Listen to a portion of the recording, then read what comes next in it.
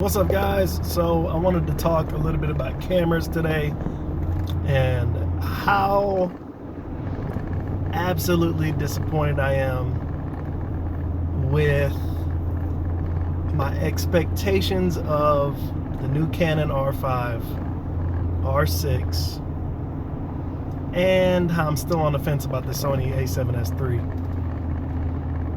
Let's talk about my prediction of the R5 months ago, when it was just rumors, and how I talked about how the camera might be great, but shooting 8K, I was obviously wrong about that. I didn't think it was going to shoot 8K, but the specs are pretty impressive.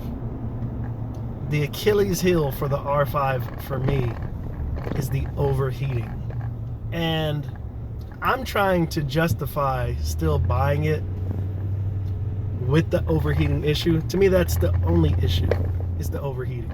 The absolute only issue with the R5 that is preventing me from getting it right away. Amazing specs. 4K looks great. It has the 4K HQ, which is amazing. I think that downsamples the 8K to a 4K image, so it gives you way better quality, and it just looks really good. That's what was gonna get me. That's what got me excited about switching to the RF system, the new RF lenses and things like that. But the overheating issue, man, like, people are talking about it and they're confirming it, that it's bad. You know what I mean? You're talking about like 20 minutes of shooting 4K HQ, or a couple minutes, 5 minutes shooting 8K, and it's already like overheating. It shuts down. So then you have to wait 10-15 minutes to get it cooled down enough to shoot again.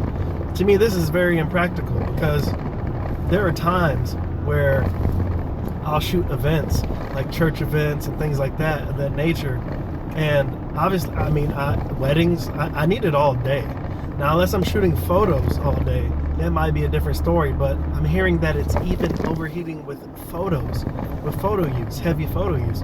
So to me, it's just like, damn, like, you spend all that money on something that's packed full of the specs that you wanted, but they couldn't execute the usability of it. Like, to me, that's a disappointment. I don't know if I can justify spending $3,800 for something that is crippled. I mean, it is crippled. I don't know if there is a workable solution to keeping it cool. I thought I did see something that was third party, by Tilta, where it attaches like some kind of fan or something like that to the body.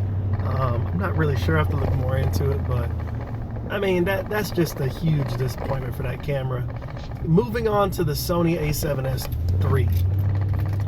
Initially, very impressed. I love the specs. I love that they didn't try to go 8K like Canon and just try to, just be extra. I'm definitely loving the skin tones. I'm a little iffy on. There's some tests that I've seen that kind of has that green tint sometimes to the image. Not really crazy about that, but I think it's just more or less learning how to use a different camera system and adjusting your colors in post. Like, I've never worked with S-Log3, things of that nature, so just learning a new camera and adjusting as that comes. I'm so used to Canon, it's unbelievable. Canon and Samsung, or I'm saying Samsung, yeah, I think it's Samsung. I haven't used my GH5 in like, I don't know how long. Panasonic, sorry, not Samsung. But I was kind of on the fence about that, and the only reason why I'm on the fence, because Sony, amazing specs, 1080p, the full HD, they've got 4K 120, looks freaking great. The only thing that I feel like has an advantage is the Canon's 4K HQ, but I can deal with that. The only thing that I don't like about Sony is the super small megapixel sensor. Like, I think it's like 7 or something like that. It's really, really small. I heard people complain like, oh, well, my cell phone can take better pictures. But Sony looked like they went for a video first camera. And this is basically a vlogger's or an adventurous novice's camera, which I think they're going to get a lot of support, because a lot of people who want to get into videography that are coming over from the photography side don't mind spending $3,000 on something that is video focused and pretty well balanced, which is fine. But my only caveat to that is I like a hybrid camera. I want to be able to take super amazing pictures, and I feel like you just can't really do that with this camera. It's all video, and when I take my camera along with me, I want to be able to have the option to do both and not be disappointed. So right now I'm still confident that I can get more use out of my 1DX Mark II, and it's even pushing me further, leaning towards buying the 1DX Mark III, because I know that the camera can do exactly everything that I want it to do. And I just feel like, I don't know, I just feel like if I'm gonna spend $3,100 on a new Canon camera, then I gotta spend another $1,000 or so on the new RF lens. Like, I just feel like it's I don't know, man, it's lacking. Like, I almost want to wait to see if they're gonna have an actual fix for this R5, because to me it's really the camera that I would lean towards to getting away from the DSLR. If I got that and it worked fine, I would definitely see myself retiring the 1DX Mark II, or just depending on it for photos only, if I want an extra camera in my kit to take photos. So, because it's still an amazing camera. I've been a little disappointed with the autofocus lately. I feel like the autofocus has been, I don't know, it just seems a little iffy. I don't know if it needs an update or whatnot, but it seems like in the studio setting it's just fine, it works fine. But it seems like it's been acting up on me a little bit lately. So, you know, I forgot to say about the Sony, the autofocus seems to be superb. I was actually super surprised. I don't think Canon has the advantage anymore when it comes to the autofocus. I think Sony finally did a good job. I haven't seen anybody else actually do it. It got me even considering doing getting the freaking the S1H or the S1 like at first, because it takes amazing video, but the freaking autofocus is terrible. So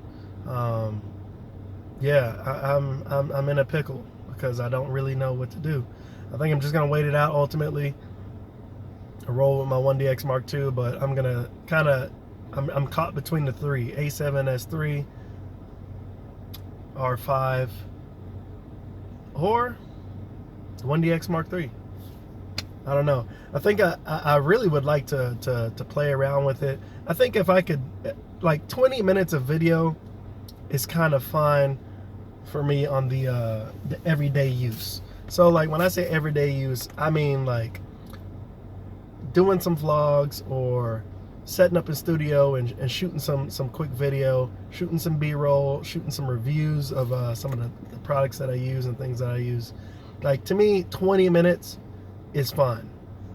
And the reason why I say that is because, I mean, I just shot with the 1DX Mark II. I can shoot up to like 20 minutes.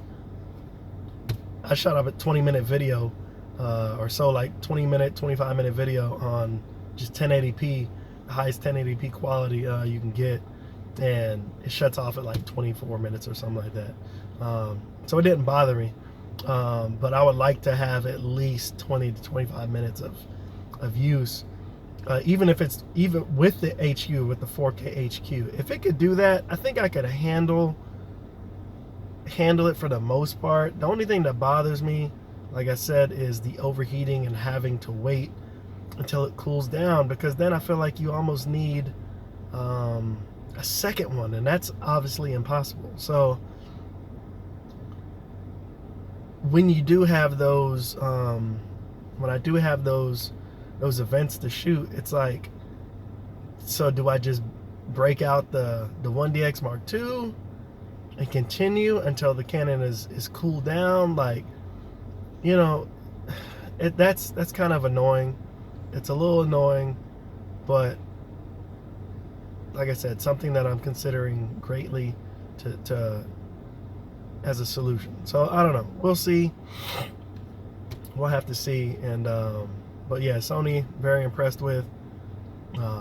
Downside, like I said, no 4K HQ. But I'm gonna look at some more videos, look at some more research, and see the differences between Sony's 4K and the Canon 4K HQ. But I feel like what I've seen so far, the Canon completely outdoes the Sony in video quality and in the quality sector. But we'll see. We'll absolutely see. Anyway, quick video. Quick. It's 11 minutes, almost 12 minutes. But anyways, I'll catch you guys in the next one. Let you know what I'm going to do. Catch you. Peace.